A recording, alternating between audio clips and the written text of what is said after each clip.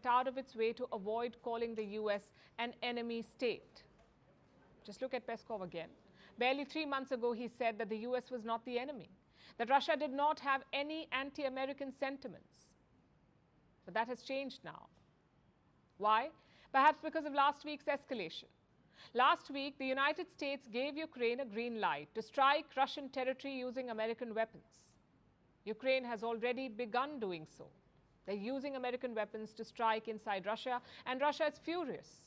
Putin says Ukraine is striking Russian territory with the help of Western specialists. The missile strikes against Russia are done by the Western specialists. We have no illusions about that. What must we do in response? First of all, we will improve our air defense systems to destroy the missiles.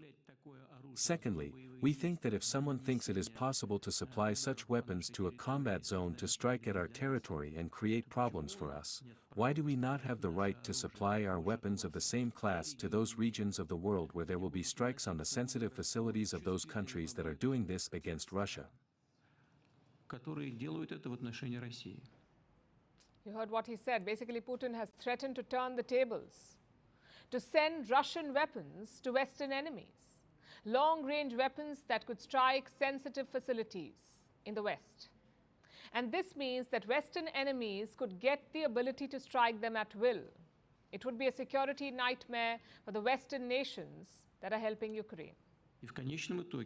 In the end, if we see that these countries become involved in a war against us, what they are doing makes them directly involved in a war against the Russian Federation, we reserve the right to act the same way. Overall, it leads to some serious problems. That was Putin's threat. But he isn't just content with that. He's also going for a show of force. Russia is sending combat vessels to the Caribbean Sea, to America's doorstep. Russia will participate in naval exercises in the Caribbean, along with Cuba and possibly Venezuela. Russian aircraft may also be deployed in the region and won't stop there. Here is what US officials have said, and I'm quoting, "We anticipate that this summer Russia will conduct heightened naval and air activity near the United States. These actions will culminate in a global Russian naval exercise this fall." Now, Russia regularly conducts drills in America's backyard, but this time they're expected to be quote-unquote heightened. And the drills will continue for weeks, if not months. This is clearly muscle flexing.